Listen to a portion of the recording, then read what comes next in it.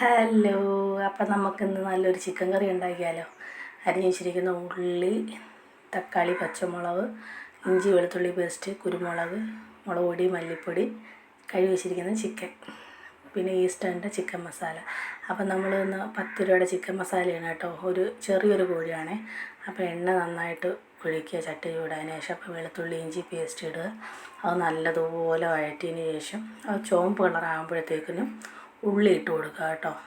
നല്ലതുപോലെ ഇട്ട് നന്നായിട്ട് ഇളക്കുക, നല്ലതുപോലെ ഇളക്കുക കേട്ടോ. അപ്പം നല്ല ചുമന്ന കളറിലാകുമ്പോഴത്തേക്കിനാണ് നമുക്ക് അടുത്ത ഇൻഗ്രീഡിയൻസ് വേണ്ടത് കേട്ടോ. നല്ലതുപോലെ മൂത്ത് കഴിയുമ്പോൾ നല്ല ചുമന്നൊരു കളറാകുമ്പോഴത്തേക്ക് നമുക്ക് അരിഞ്ഞ് വെച്ചിരിക്കുന്ന തക്കാളിയും പച്ചമുളകും കൂടെ ഇട്ട് കൊടുക്കാം.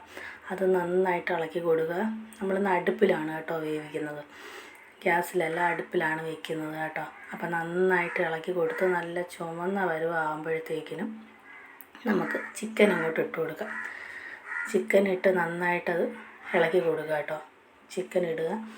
അപ്പോൾ ഇന്ന് അടുപ്പിൽ വെക്കാൻ കാര്യം നമ്മളെപ്പോഴും ഗ്യാസിലല്ലേ വെക്കുന്നത്. അപ്പം ഞാൻ വിചാരിച്ച അടുപ്പിൽ വെക്കാമെന്ന് വിചാരിച്ചു കേട്ടോ.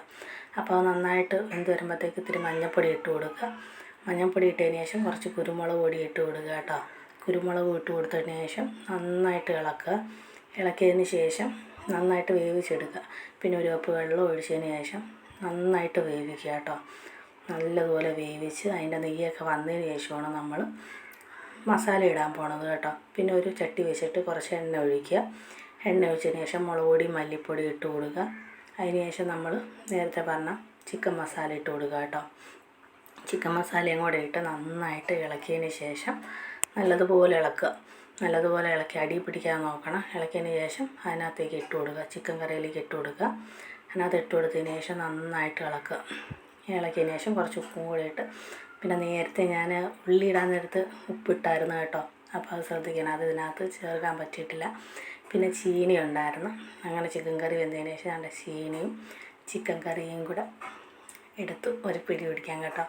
നല്ല ടേസ്റ്റാണ് ഇങ്ങനെ വെച്ച്. ഞാൻ എല്ലാം കൂടെ ഒരുമിച്ചല്ല കേട്ടോ മസാല ഇടുന്നത്. ചിക്കൻ അല്ലാതെ വേവിച്ചതിന് ശേഷമാണ് മസാല ഇടുന്നത് കേട്ടോ. ഇങ്ങനെ വെക്കാൻ നല്ല ടേസ്റ്റാണ്. ഒന്ന് ട്രൈ ചെയ്ത് നോക്കുക കേട്ടോ. നല്ല ടേസ്റ്റാണ്. ചിലവർ ഇങ്ങനെ നമ്മൾ ആദ്യമേ വെക്കുമ്പോഴത്തേക്കേ മസാല എല്ലാം ഇടും കേട്ടോ. അപ്പോൾ ട്രൈ ചെയ്ത് നോക്കിയാൽ tata bye bye, see U.